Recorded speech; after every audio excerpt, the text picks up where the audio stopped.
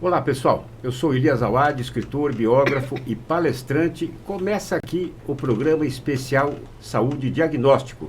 Criamos esta série de programas para comemorar os 30 anos da Câmara Brasileira de Diagnóstico Laboratorial, a CBDL, e apresentar as realizações da entidade, as novidades do segmento e entrevistas com especialistas, dirigentes de outras entidades e representantes das principais e dos principais players do mercado. Como escritor e biógrafo, eu amo as histórias, as biografias e sei da importância que representa completar um ciclo de 30 anos de dedicação e de luta empenhadas para conseguir esta conquista. E esta rica trajetória está retratada neste livro aqui, o livro branco do diagnóstico laboratorial 2021-2022.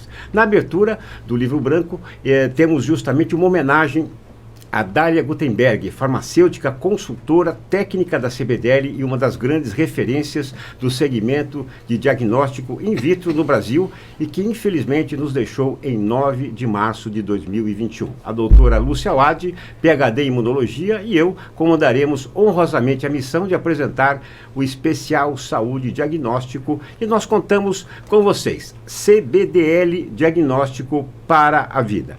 E representando a CBDL, temos hoje aqui Liliana Pérez, ela que é ex-presidente do Conselho de Administração, o Carlos Eduardo Gouveia, presidente executivo, e também Fábio Arcuri, um dos fundadores e presidente do Conselho de Administração da CBDL.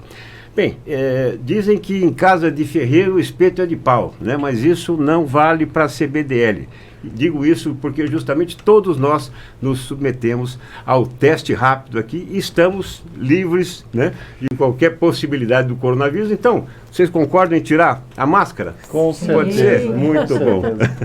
Fizemos todos os testes de antígeno e em 15, 20 minutos tivemos já o resultado, então a gente está bem tranquilo. E assim deve ser em todo o retorno ao trabalho, nas questões das atividades que tenham algum tipo de aglomeração. Obviamente deve-se evitar ainda e manter alguns dos cuidados principais, mas ele já indica com bastante segurança essa possibilidade do retorno e fazer um evento como esse nosso aqui. Parabéns a todos vocês da CBDL e isso não é um detalhe, né? Mas a gente sabe que uma grande história, as grandes vitórias, né, são conquistadas nos detalhes, né? E não pode esquecer de nenhum deles e realmente esse teste já comprova isso. Bem, então, em nome da CBDL, como representante da CBDL, eu peço que o Fábio Arcuri, um dos fundadores, pudesse trazer para nós já essa relação, né, de 30 anos que ele trava com a entidade. Fábio, uma alegria tê-lo aqui. Por favor, gostaria que você tecesse os seus comentários. Bom, olá a todos. Inicialmente, um esclarecimento. Eu não estou e nem estava de máscara, porque eu estou sozinho, tranquilo aqui, de modo que a máscara não se faz necessária, né? Aqui nesse momento. Enfim, eu acho que a CBDL, ela se confunde com a minha vida profissional, porque eu estive presente na fundação da CBDL, e isso foi apenas 4 anos depois que eu tinha iniciado, 4, 5 anos depois que eu tinha iniciado as minhas atividades no setor diagnóstico, né? Então, eu acho que o grande salto da CBDL foi quando a gente iniciou as tratativas junto com a Anvisa, recém-criada, se não me engano, em 99, recém-criada para justamente iniciar toda o arcabouço legal e regulatório dos kits de IVD. Até esse momento, os kits de IVD ou não eram registrados, com exceção de alguns poucos de banco de sangue, dentre eles o de HIV, requeria, naquele momento, o registro de produtos. Todos os outros reagentes não sofriam dessa mesma, não passavam por esse mesmo crivo, e aí a história toda começou. Então, eu diria que o grande salto foi aí.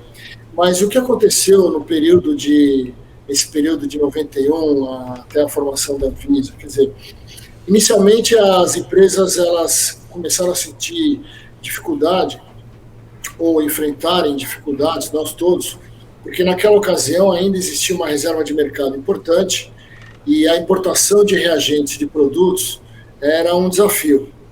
Então o setor ele se uniu buscando alternativas sustentáveis para que juntos pudéssemos trabalhar essa questão.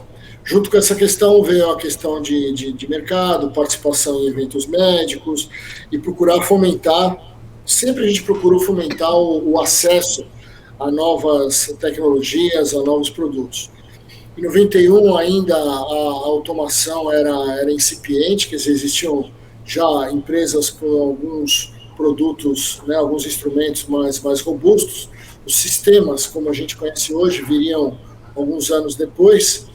E então a CBDL meio que acompanhou em conjunto acompanhou essa evolução.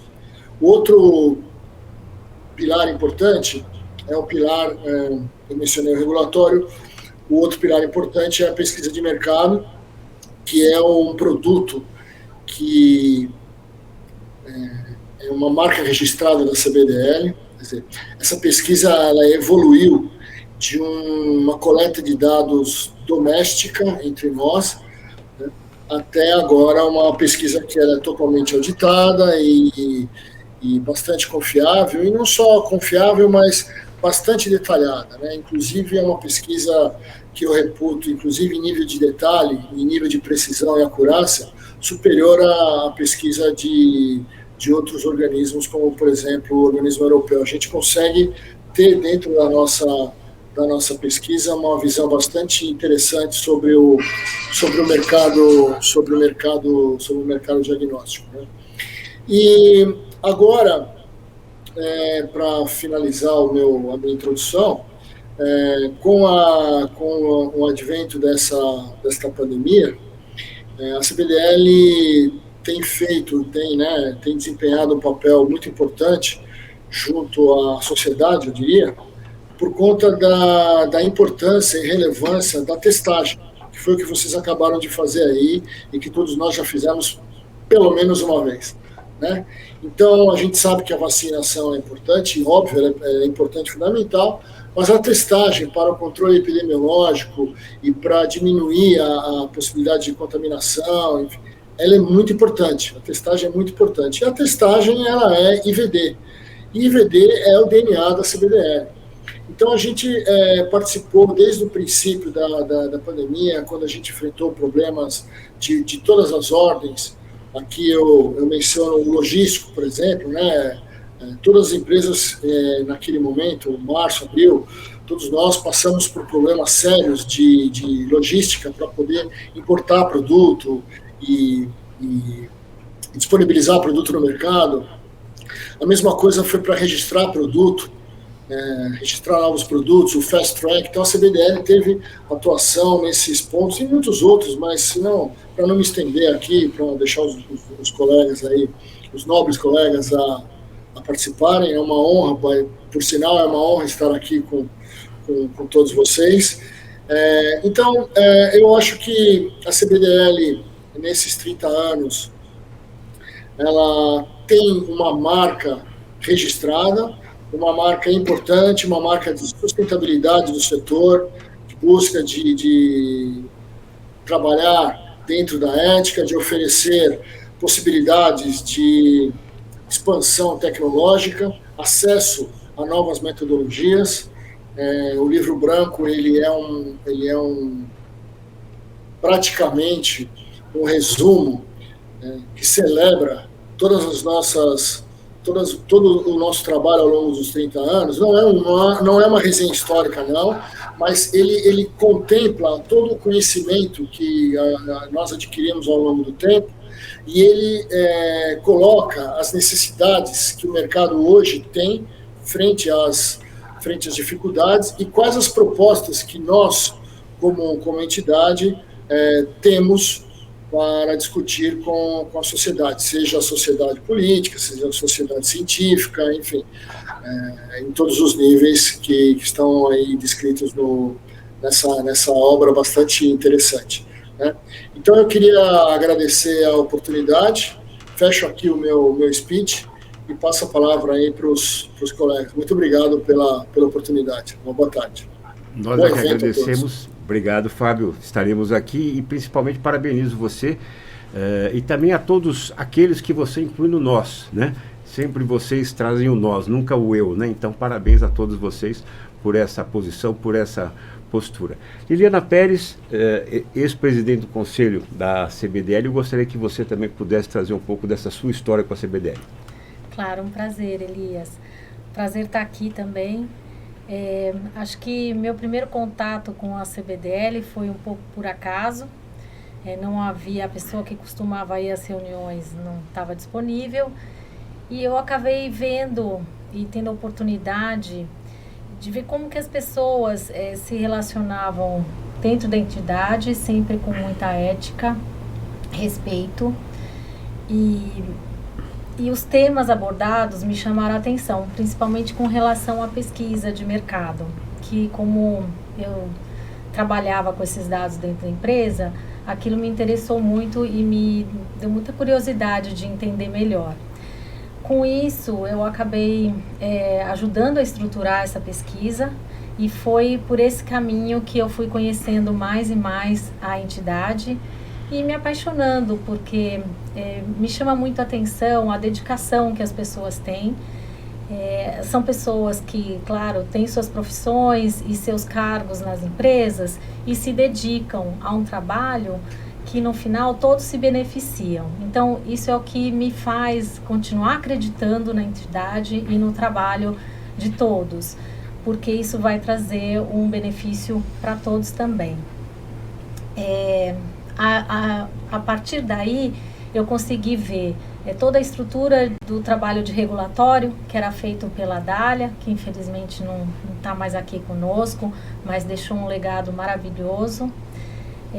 Os times que também trabalhavam trabalham na área mais de importação, com todos os impostos e taxas e as complexidades que nós temos em todo o sistema do diagnóstico, até chegar na comercialização dos produtos. E finalmente chegando na parte de acesso, que hoje é tão importante para nós, e a gente viu com a pandemia o quanto que a gente ainda precisa fazer e precisa lutar para ter mais saúde para a nossa população e para as nossas famílias. Então, estar aqui comemorando os 30 anos, para mim é uma honra de verdade, porque eu me sinto parte também dessa história e me sinto muito grata por ter conhecido pessoas importantes que pensam no todo, que não pensam só no desenvolvimento profissional deles. E, enfim, acho que é muito gratificante fazer parte de tudo isso e poder ter ajudado aí na construção desse livro. Muito bem. Parabéns, Liliana, sem dúvida, por essa história, E convido agora o Carlos Eduardo Gouveia, presidente executivo, já parabenizando também pelo livro, espetacular. Eu acho que as histórias precisam realmente ser registradas, Carlos. E sabemos que com você é inspiração e transpiração. Então, traz um pouquinho dessa história que você vive com a CBDL. Bom, a minha história com a CBDL, ela tem, na verdade, duas fases muito claras. A primeira delas foi de 95 a 99, quando eu fazia parte da Organon Técnica, que era uma das empresas, era uma empresa holandesa, parte do grupo AkzoNobel na ocasião, e que tinha diagnóstico para banco de sangue, laboratório e várias outras finalidades. E aquilo, para mim, era um mundo totalmente novo, mas de fato apaixonante. Não só como área de atividade, mas até a questão da atividade associativa. Foi a primeira vez que eu, de fato, acabei imergindo, ou entrando de cabeça mesmo, como parte da diretoria na ocasião, e isso me mostrou um pouco de todo o potencial. Naquela época, como o Fábio sinalizou, ela estava ainda voltada um pouco mais com a questão dos congressos, era uma relação que estava se aprimorando com as sociedades médicas, mas ainda fazia pouco, mas mostrava que o caminho poderia ser muito mais frutífero até. E acabei mudando de área. Em 99 fui para outro segmento, na área de saúde ainda, mas fiquei com aquele gosto de... Foi uma excelente experiência. Quero mais um dia, quem sabe. E de fato esse dia chegou. Em 2005 eu tinha saído da área de nutrição especializada, montei uma consultoria e a diretoria na ocasião, sabendo que eu já tinha saído daquela outra empresa, perguntou: você não gostaria de voltar e quem sabe nos assessorar dentro da entidade? E pensei e falei, por que não? Conheço um pouco, gosto do mercado, acho que tem muito a ser feito, e assim nós começamos uma nova fase e eu entrei como diretor, depois presidente executivo da CBDL em 2005. De lá para cá, parece que foram 2 dias. Foi muito rápido. E hoje nós estamos comemorando esse ano, na verdade, os 30 anos. Eu não estou como o Fábio. O Fábio entrou com... Ele tinha 5 anos de idade, né? Quando fundou a CBDL, né, Fábio? Mas eu participei bastante dessa fase toda. E o que eu gostaria de mostrar é que a CBDL cresceu muito no Brasil. Acho que essa questão regulatória foi fundamental para mostrar o valor para os nossos associados. A questão da pesquisa, mostrar o potencial de mercados a serem trabalhados de uma forma mais adequada. A busca pelo acesso de forma sustentável, né? Então, permitiu acesso à população de produtos que são essenciais, o teste certo, na hora certa, para a pessoa certa. E dando aquele valor que a gente sabe que é o caso. Afinal, 70% das decisões médicas se lastreiam num diagnóstico. Quanto mais precoce e preciso, melhor vai ser, obviamente, a terapia, cada vez mais eficaz. Agora, eu acho que uma parte muito importante que aconteceu nos últimos anos foi a inserção da CBDL dentro de um contexto global. Ela começou a fazer parte de vários grupos, ajudou a fundar a LADIV há 12 anos, mais ou menos, que é a Aliança Latino-Americana para o Desenvolvimento do Diagnóstico in Vitro, de forma conjunta, até uma figura muito inovadora, porque ela reúne não só a indústria, mas também governo e a academia, todos juntos discutindo acesso, regulação, qualidade, dentro desse nosso continente americano, tentando diminuir as diferenças e promover, de fato, uma convergência regulatória que hoje é mais do que necessária. E dentro dessa caminhada, nós conseguimos avançar também, por exemplo, com a Global Diagnostic Alliance, que é uma aliança de entidades como a CBDL, nos Estados Unidos, Canadá, Austrália, Japão, Europa, África do Sul, que discutem inovações, tendências, o que nós podemos compartilhar de conhecimento e diminuir as distâncias. E, a partir daí, foi um caminho sem fim, né? Hoje nós participamos oficialmente de grupos com a Organização Mundial da Saúde, com a OPAS aqui nas Américas, com Find, Gates Foundation e tantas outras entidades que buscam exatamente levar esse produto de qualidade a quem precisa, tentando encurtar as distâncias. Então, eu diria que, de forma resumida, que a CBDL não só é uma atividade que nos dá muito prazer, mas ela com certeza ajuda a deixar um legado aí para as próximas gerações. É a nossa contribuição como cidadão para a melhoria da saúde pública, para a construção de políticas de saúde cada vez mais adequadas, justas, equânimes e que possam, de fato, privilegiar quem trabalha de forma íntegra, correta e pensando no próximo antes de qualquer coisa. Parabéns também, Carlos. Sabemos da sua dedicação, né, e dessa linda história que você trava junto com a CBDL. E agradecemos também, né, pela confiança, por essa parceria aqui no Especial Saúde e Diagnóstico. Em nome da Lúcia Wad e meu, né, eu como jornalista, a minha missão aqui é tentar imaginar o que, né, passa na cabeça de quem está nos assistindo, que pergunta ele gostaria de fazer a quem está sendo convidado, né? E a Lúcia tem o peso da ciência, né? Ela que é PhD em imunologia, para trazer esse lado científico também rico para o programa. E eu gostaria que você, Lúcia, também pudesse se posicionar um pouquinho em relação, né, ao Especial Saúde e Diagnóstico. Bom, é uma honra estar aqui, queria agradecer o convite do Carlos, né?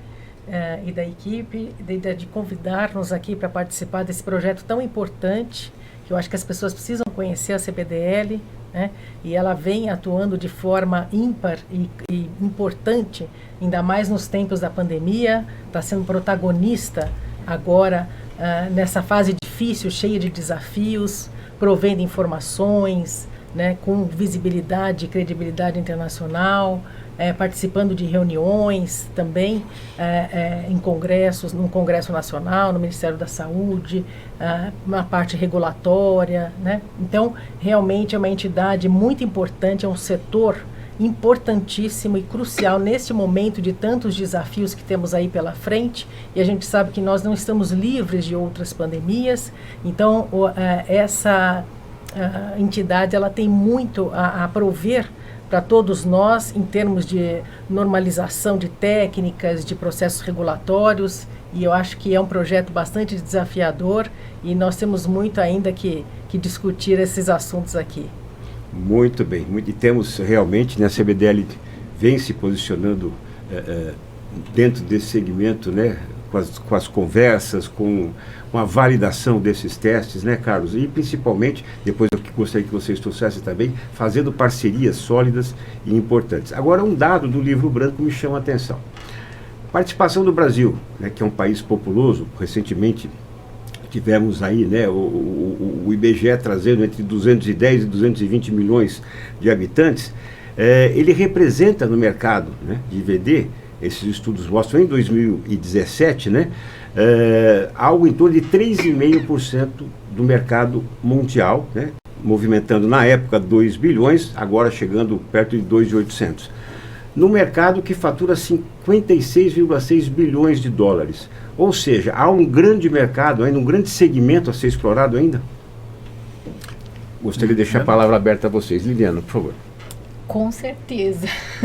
Eu acho que a pandemia nos ajudou a ver que existe uma lacuna, uma grande necessidade de melhorar o diagnóstico, mas principalmente dar mais acesso, né? Acesso no sentido de atualização de tabelas de reembolso, acesso no sentido de orientação e educação dos médicos, que isso falta, porque a gente já tem testes que estão desatualizados e eles não saem das tabelas atuais. Existem novos testes, sim, e precisa haver a incorporação desses testes com muito cuidado e sempre pensando na melhor forma de fazê-lo. Então, assim, existe um espaço para o crescimento e depende muito do nosso trabalho de divulgação e difusão, né, disso. E como a Liliana falou, essa questão da incorporação ela tem que ser feita de forma racional. Por quê? Antes de mais nada, o que nós buscamos é um crescimento sustentável do mercado.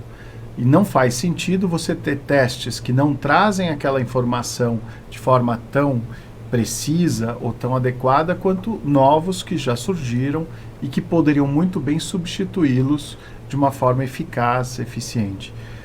Essa incorporação hoje ainda é um pouco dificultada, porque nós temos dois principais focos de atenção quando se discute novas tecnologias. Um é a própria Conitec, que é do SUS, e o outro é a ANS, que acaba abrindo espaço para as operadoras. Os caminhos existem, mas muitas vezes os critérios não são claros, né? A Conitec está muito mais habituada a lidar com medicamentos que têm determinados requisitos que no diagnóstico você não teria. Em dispositivos médicos também às vezes é difícil você trazer evidência, estudos duplo cego, randomizados, e você acaba trabalhando muitas vezes com dados da vida real. Até por conta disso, a CBDL, dentro desse papel, ela tem participado de grupos internacionais, no caso, um grupo com o IEX, que é uma entidade da Argentina, é um estudo latino-americano, para trazer marcos de valor para o acesso do diagnóstico. Então, é um estudo grande para estipular alguns critérios mais objetivos, e isso nós temos feito com o próprio Ministério da Saúde, que tem participado do grupo também. Então, o que a Liliana trouxe é fundamental a gente considerar, porque o que a gente percebeu com a pandemia é que dos 220 milhões de habitantes, poucos iam a um médico, poucos iam a um laboratório, e ao hospital iriam em último caso. ou seja, quando já é tarde demais. Então existe aí uma lacuna a ser preenchida, que é de atendimento desse cidadão invisível, que é aquele camarada que não vai por hábito, por medo, por ignorância ou falta de acesso. Ele está tão longe do laboratório ou do médico mais próximo que ele tem que buscar alternativas. E aí que o Brasil, na construção de políticas de saúde pública, tem inovado.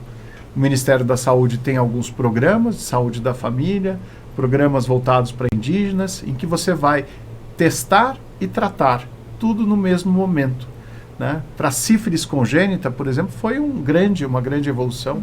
Para HPV tem várias soluções. E aí os testes point of care, em seus diferentes formatos, podem fazer toda a diferença. Desde um dispositivo simples, como o que nós fizemos agora há pouco, teste de antígeno, até pequenos equipamentos ultra sofisticados, mais robustos e que permitem você, inclusive, trocar informações pela nuvem com grandes redes de dados. Né? Fábio, eu não sei o que você gostaria de complementar também. Na realidade, eu queria complementar um pouco esse dado que nós estamos falando aí da participação do Brasil no mercado mundial. Ele tem um bias negativo, que é o preço. Né? Quando a gente olha o volume em dólar, realmente a nossa participação ela é muito pequena, mas, ou pelo menos desproporcional ao que a nossa população, mas a gente tem que lembrar uma coisa que é muito importante, que é reflexo do que foi dito pela Liliane e pelo Carlos, que é o seguinte: o Brasil é o país que tem um dos menores níveis de preço de testes comercializados no mundo, né? Inclusive mais baixos do que países co-irmãos aqui da nossa região latino-americana. Então, é óbvio que não há tempo e nem há razão para entrarmos nessa discussão, mas esse nível de preço é um reflexo das políticas públicas que o Brasil tem feito, algumas de sucesso, outras nem tanto, da administração do capital público na saúde e a importância que o governo e as entidades governamentais de saúde dão ao diagnóstico, que é uma importância bastante pequena e diferente daquela que deveria ser. Então, isso é um ponto muito importante, que é uma barreira para a inovação tecnológica, porque o mercado ele não se sustenta da maneira como ele está hoje para a inovação tecnológica. Muito difícil você conseguir inovação tecnológica. E a gente vê isso no mercado farmacêutico também, que são aquelas famosas recursos judiciais para implementação de fármacos e terapêuticas alternativas, que são muito mais caras, etc. Obviamente, quero deixar claro que estudos para ratificarem a importância o valor agregado, valor clínico agregado de um determinado método, às vezes se carece disso, né? É uma dificuldade você ter esses estudos, e é isso que o Carlos se referiu, quando é muito importante que, através das entidades de classe, das entidades médicas, do setor da academia, né, que se entenda como que determinada metodologia de fato agregue valor ao paciente. Todos nós aqui buscamos que o paciente tenha algum tipo de benefício com novas tecnologias, mas é importante lembrar que a gente passou por vários. Não vamos esquecer que a CBDL ela começou antes do Plano Real. Naquela época se vendia tudo em dólar e as correções eram, se não semanais, mensais, né? E os planos de saúde pagavam os laboratórios com, às vezes, 60 dias no valor da fatura.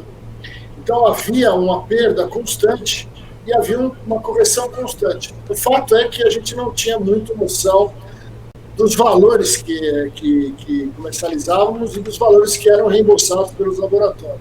O Plano Real, 95, se não me falha a memória, 94, 95, trouxe alguma estabilidade, Só que aí, desculpa, vou usar uma expressão que provavelmente não existe, desdolarizou a economia, né? E aí isso gerou uma defasagem muito grande, porque nós, setor IVD, trabalhamos com produtos importados. Pelo menos 70%, conforme está no livro branco, pelo menos 70% da linha de produtos IVD dentro da CBDL é importado. Como é que a gente trabalha, né, num ambiente onde há uma desvalorização cambial importante, uma inflação importante, e não há uma correção adequada do valor do reembolso para os laboratórios, para os prestadores de serviço. Então, isso é um problema que tem que ser abordado, faz parte das nossas sugestões de trabalho para propostas, para a sustentabilidade do setor, porque isso nos está levando a um dilema importante, né? E isso gera falta de recurso para o setor, porque falta investimento no setor, gera falta de inovação para o setor também. Perfeito, Fábio. Como você bem falou, essa desdolarização, né, em 98 o real equiparou-se ao dólar, né? Era 1 para 1. Então, realmente, hoje estamos vivendo uma realidade completamente diferente. Outra situação, né, que a Lúcia deu aula há muitos anos, e eu gostaria também, depois da participação dela sobre isso, a Liliana deu uma deixa aqui, né? Porque o jornalista fica assim, esperando deixa para a pergunta, né? Então você já me deu uma deixa. Classe médica, você falou também, Carlos, o Fábio. Porque no futebol, como eu fui repórter esportivo muitos anos, falou, como é que muda a cabeça do jogador? Trabalha na base, né? Tem que trabalhar nas categorias menores. Então, hoje, as universidades, né, ou os cursos que preparam profissionais da saúde para o futuro estão tentando, né, apresentar essa necessidade desses exames, não só pela detecção, mas também como forma de você criar uma medicina preventiva, aplicação de testes? Então, eu gostaria de falar que, em primeiro lugar, a classe médica tem sido o grande alicerce para a evolução. Na verdade, eu até expandiria um pouco. Os farmacêuticos, biólogos, biomédicos, uma extensa variedade de profissões da saúde tem, de fato, sido o alicerce para o crescimento do setor. Nesse sentido, nós trabalhamos muito proximamente com a Sociedade Brasileira de Patologia Clínica e Medicina Laboratorial, SBPC-ML, com a SBAC, Sociedade Brasileira de Análises Clínicas, e até com a entidade representativa do setor laboratorial, como a Abramed, dentre outras. Os conselhos regionais de farmácia e vários outros acabam, o de biomedicina, também fazendo um trabalho muito próximo. Mas o fato é que a maioria dos médicos ainda conhece pouco do que o diagnóstico representa. Aquelas que se aprofundaram um pouco mais, de fato, conseguiram trazer grandes avanços para a ciência, para a terapêutica, como o caso da oncologia. E aí a Liliana pode falar até um pouquinho mais do que é hoje a medicina preventiva, a medicina personalizada, que nós conseguimos aí, graças a tanto tecnologia aplicada ao reagente, mas a equipamentos, e unindo tudo isso, grandes sistemas de tecnologia da informação, a grandes avanços não só na detecção precoce, no monitoramento de uma terapêutica adequada, e dentre outros, né? Acho que nesse ponto, as empresas e quem provê a tecnologia tem o conhecimento absoluto disso, vê a importância e contribui de uma certa forma na educação médica. O que a gente vê uma distância ainda é com as academias, né? Então talvez e eu vejo um trabalho, um esforço dos laboratórios, principalmente os maiores, nesse sentido. Então hoje a gente já ouve, né, a Universidade DB, a Universidade Fleury, isso já existe porque eu entendo que toda a cadeia sente essa necessidade. Ainda temos muito a percorrer. E para o médico, que é quem vai prescrever o exame, também é muito difícil se atualizar. Eu acho que com a digitalização, né, que a gente vem respirando em todas as áreas da nossa vida, eu acho que na nossa área também vai ajudar, porque facilita a educação médica, facilita essa educação continuada e sistematizada que precisa para incorporar novas práticas, melhores práticas. O exemplo da saúde da mulher eu acho importantíssimo para o câncer de colo de útero. Os exames que a maioria das mulheres fazem muitas vezes não traz o resultado e o benefício que se espera. É muito triste ver isso, porque isso acaba custando a vida de muitas pessoas. Então, por isso que eu acho que o nosso trabalho é incansável e tem que ser incansável no sentido da educação. Sem dúvida alguma. E até, Elias, só para, antes de passar para o Fábio, é importante mostrar que essa tecnologia que tem se inovado de forma tão veloz, ela acaba sendo aplicada, como eu já falei, a dispositivos pequenos. Então, hoje, por exemplo, com um simples teste rápido de HCV, de hepatite C, você consegue, em triagens, descobrir determinadas pessoas que são portadores da doença e não sabiam. E com o tratamento, que hoje em 2, 3, 4 meses você consegue se curar, ou seja, resolver o problema, e tratamento incorporado no SUS. Isso de um lado. E do outro lado, a questão da proteômica, da genômica e até da metabolômica, que é o avanço entrando já na possibilidade de predizer determinadas circunstâncias graças à união do diagnóstico, por um espectrômetro de massa, por exemplo, com uma boa rede de dados de tecnologia da informação. Fábio Arcuri, gostaria agora de ouvir você. Eu acho assim, quando a gente olha a questão de solicitação de exames, a questão de acesso ao conhecimento, falando da classe médica, né, existe um terreno, um percurso, um caminho muito grande a ser feito, né? Porque, de fato, o conhecimento não está sendo devidamente colocado dentro da universidade. E também é verdade que as inovações tecnológicas no setor de diagnóstico são muito rápidas. E não necessariamente os novos médicos entrantes no mercado têm esse acesso claro. Então, é muito importante que sociedades médicas, como, por exemplo, a Sociedade Brasileira de Patologia Clínica, né, que tem no seu DNA essa questão, né, porque é uma sociedade médica, que faça que capitanie esse trabalho. Obviamente que CBDL e outras entidades têm interesse nisso, não só porque aumenta a divulgação e aumenta o conhecimento sobre determinados exames, mas principalmente sobre a utilização racional dos exames. Uma das grandes questões que se tem hoje é a utilização racional dos exames. Então, existe discussão, que não acho que vale a pena a gente entrar aqui, existe discussão se, por um lado, se pede-se muito exame, por outro lado, não se pede muito exame, ou pede-se exames de maneira equivocada.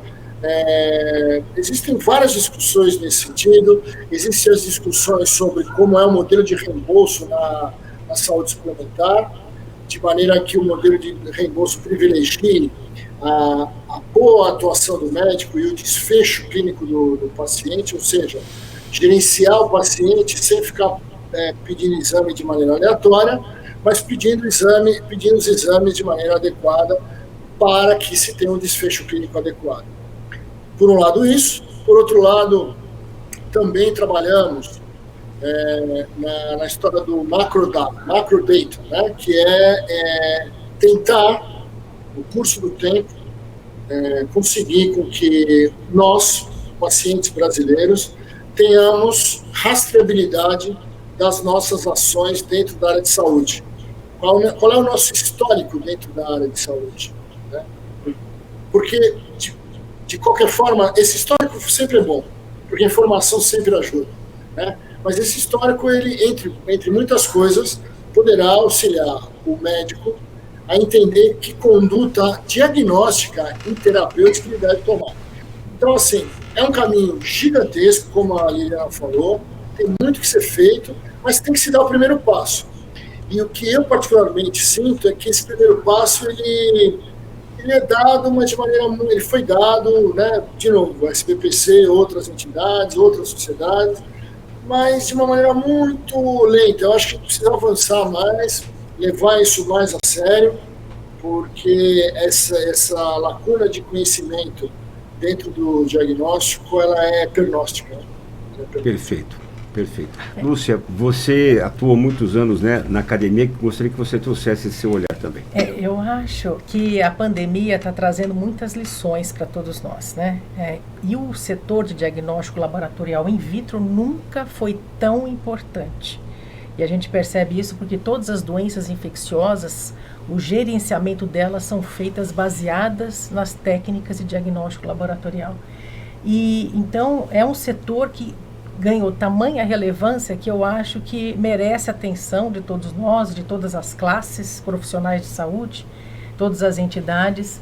Eu acho que tem que haver uma comunicação maior entre as universidades, o conhecimento que é evidenciado em artigos publicados em universidades no mundo inteiro, para trazer esse conhecimento para as empresas, para a geração de kits mais sofisticados, que trazem testes mais rápidos, mais específicos, mais sensíveis, né, para a gente prover essa tecnologia com uma maior rapidez para a população, que é o que está acontecendo agora. Nós estamos na vigência da pandemia, nós não temos ainda testes padronizados para poder avaliar a imunidade advinda das vacinas que nós estamos recebendo. Existem sim os testes de neutralização que alguns laboratórios fazem, mas não é uma metodologia ainda padronizada.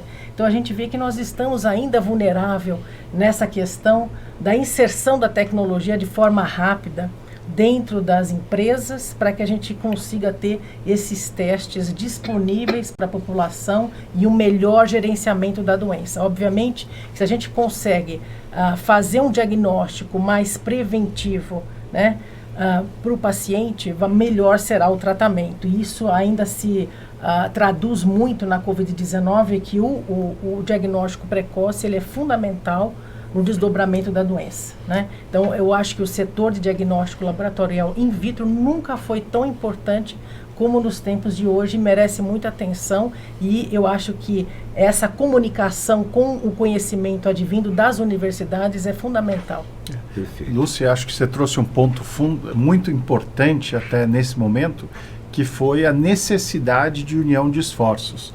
Né? A CBDL, sentindo essa urgência de trazer produtos para o Brasil, primeiro foi a própria Anvisa relatar que, com a legislação vigente na ocasião, a gente não conseguiria trazer vários produtos. Não existia evidência ou mesmo publicações sobre, por exemplo, estudos de estabilidade lá em março ou abril de 2020. O genoma tinha sido descoberto quando? Em dezembro, janeiro de 2020. Então era pouquíssimo tempo. Mas foi fundamental essa parceria com a Anvisa para permitir uma legislação de fast track para a entrada dos produtos. A resposta, se eles teriam ou não qualidade, ela também, obviamente, não existia. Com aqueles poucos estudos, ainda era tudo era muito precoce.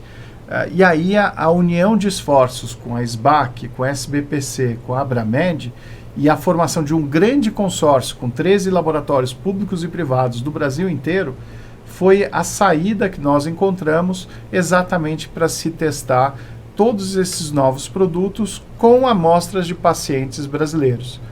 Como os 13 laboratórios tinham acesso a pacientes hospitalizados, isso foi possível com um protocolo único discutido entre os grandes especialistas que estavam no projeto, e assim começou o programa de avaliação de testes de coronavírus.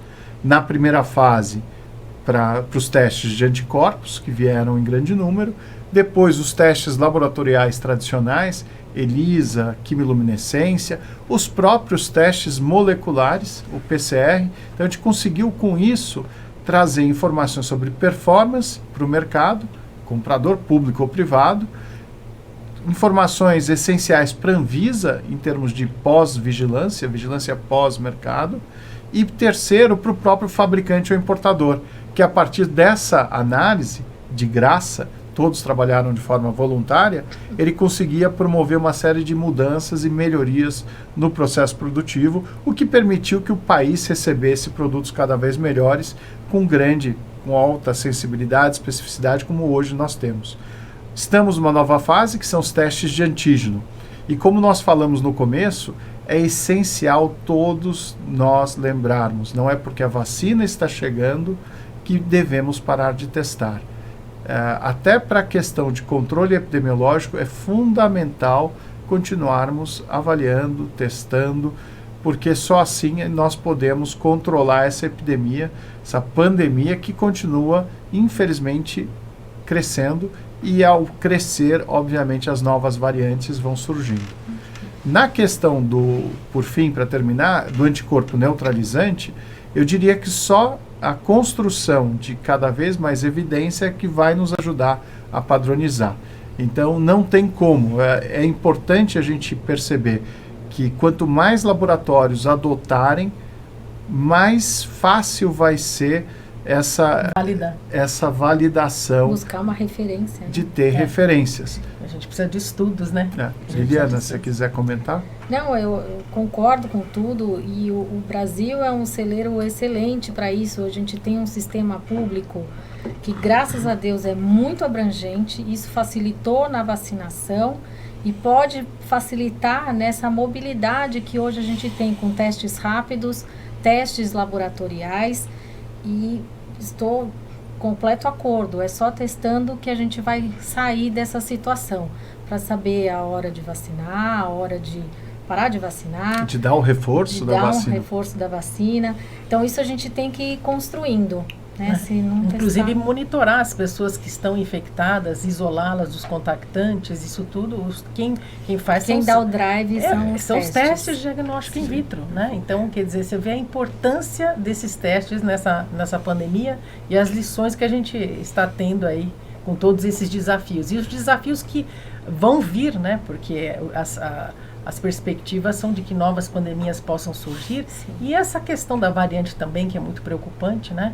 Daí a necessidade dos laboratórios, dos hospitais terem toda essa organização de terem testes, né, de sequenciamento para poder identificar se é a mesma variante, se é variante diferente. Isso é realmente fundamental. E como todo segmento, né, quanto mais acessível vai ficar, mais barato vai ficar. Quanto mais inovação, quanto mais produção, mais barato fica.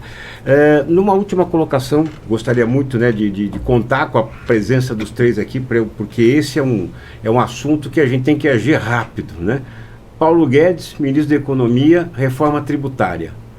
O setor foi ouvido, o setor participou dessa discussão? O setor tem, sim, participado da discussão desde eu não diria o início, mas desde os primórdios aí da discussão da reforma tributária, tendo se posicionado sobre as diferentes propostas, as duas PECs, inclusive as novas também. Estamos contando com uma assessoria tributária, inclusive para formulação e principalmente para levar a mensagem para os parlamentares que estão discutindo, mas é um pouco frustrante, Elias. Eu diria que é um pouco frustrante porque, como o Fábio indicou, a sustentabilidade do setor passa também pela questão tributária. E não é só da indústria de diagnóstico, mas também da cadeia de valor de saúde. Não adianta nós nos preservarmos e os nossos clientes, laboratórios, bancos de sangue, sofrerem depois com uma tributação excessiva e que nos tira toda a vantagem da cadeia de valor. Ou seja, o produto ele precisa ser acessível, seja para o mercado público ou seja para o mercado privado. Perfeito. Fábio Arcuri, gostaria que você também trouxesse o seu olhar sobre isso, porque a classe empresarial realmente tem contestado bastante essa reforma tributária, nos moldes, pelo menos, que o governo tem imaginado.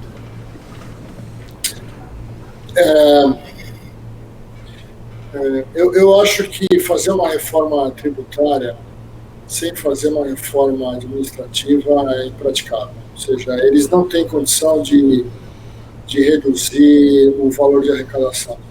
Então, o que eles podem fazer é diminuir a complexidade de arrecadação, mas eu particularmente duvido que a arrecadação diminua. Isso, falo, Fábio, cidadão, Agora, como CBDL, eu acho importante colocar o seguinte, o setor tem que batalhar para minimizar o impacto o impacto fiscal nos produtos, né? Porque é a única maneira da gente evoluir para uma situação onde as empresas terão mais, desculpa a expressão, mais gordura, né, para poderem investir no mercado, a pressão nos custos poder ser menor, né, e ter um setor mais saudável. O setor não está saudável, o setor não é saudável, ele está doente, e a doença chama-se insustentabilidade por questões financeiras, né? Os valores, a lucratividade. É assim, se você perguntar para a indústria não está satisfeita com a lucratividade. Se você perguntar para as seguradoras de saúde, elas não estão satisfeitas com a lucratividade.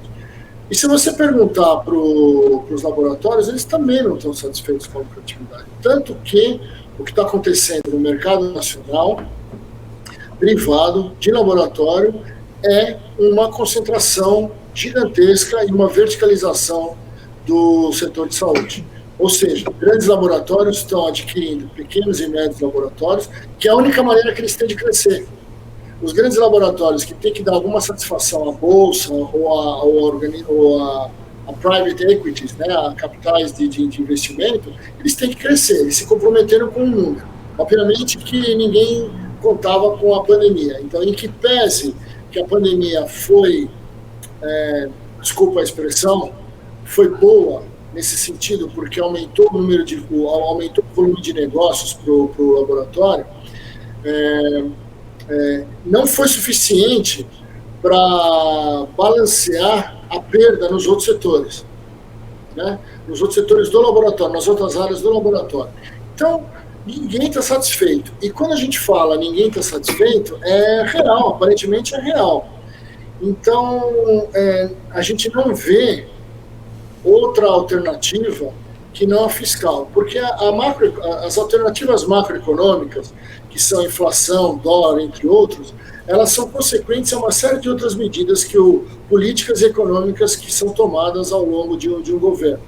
Mas se a gente, inclusive a fiscal, né? Mas a fiscal é uma que a gente pode controlar mais, porque a variação cambial, ela pode sofrer e sofre interferência, por exemplo, agora os nossos irmãos afegãos, passando por toda aquela situação, vai saber que tipo de interferência isso pode ter, que crise política isso pode gerar dentro da Europa, Estados Unidos, e que reflexo isso não vai ter no câmbio de moedas como a nossa, que são moedas fracas, como o real.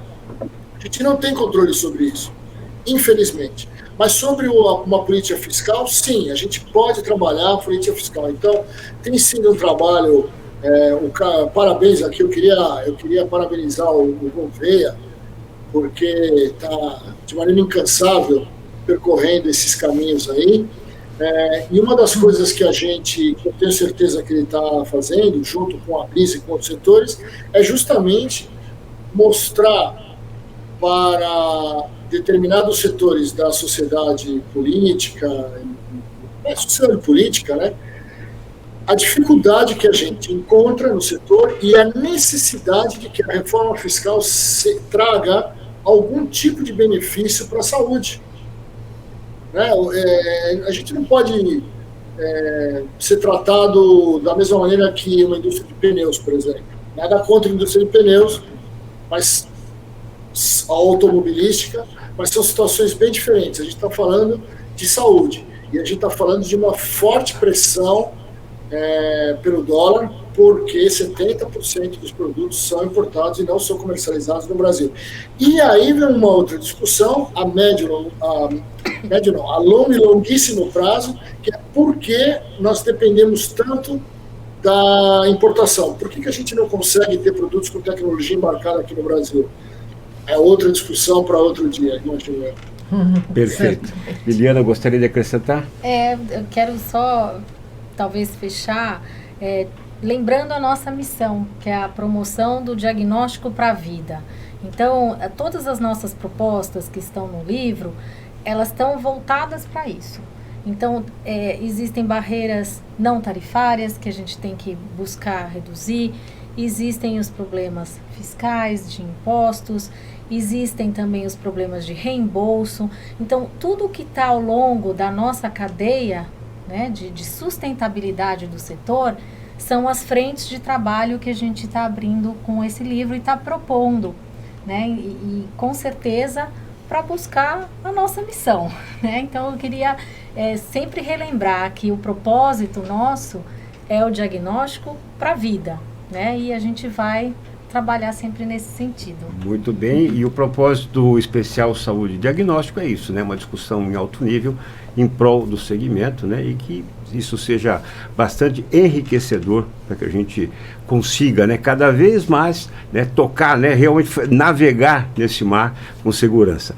Bom, vou pedir uma mensagem final de cada um, começando por você, Lúcia, uma mensagem final, por favor. Olha, gostaria de agradecer mais uma vez a participação. Eu acho que esse canal é super importante para trazer essas discussões, né, no momento tão desafiador que estamos atravessando, né, da pandemia da Covid-19. É sempre um prazer estar aqui e agradeço aí a participação de todos. Muito bem, Liliana. Também quero agradecer a presença. Espero que a gente tenha contribuído de alguma maneira na vida de cada um e no diagnóstico, um bom diagnóstico das pessoas. Muito bem, Carlos. Bom, para mim tem sido uma honra essa jornada, é uma jornada que ainda tem muito tempo pela frente. Enquanto nós pudermos nos mantermos incansáveis, Fábio, eu acho que a gente tem aí muito a fazer e contribuir. Então, agradeço de fato a colaboração de pessoas tão especiais que nos enriquecem e nos permitem fazer esse aprendizado aí a cada dia. Obrigado, Carlos. Fábio Arcuri, sua mensagem final. Então, você falou muito em livro branco e eu queria dizer uma coisa aqui importante. A Liliana, que está aí, do seu lado, entre outras, que não estão aqui, eu não vou citar nomes agora porque eu vou esquecer, mas a Liliana, ela foi uma das grandes partícipes desse livro. Todos nós participamos, mas ela, junto com outras pessoas, fez essa organização muito boa e o resultado do livro tem muito a ver com ela. Obrigado. Ao mesmo tempo, queria agradecer o Carlos pelo excelente trabalho que está fazendo na divulgação desse livro, na divulgação desse trabalho, é muito importante. Então, essas duas notas são fundamentais.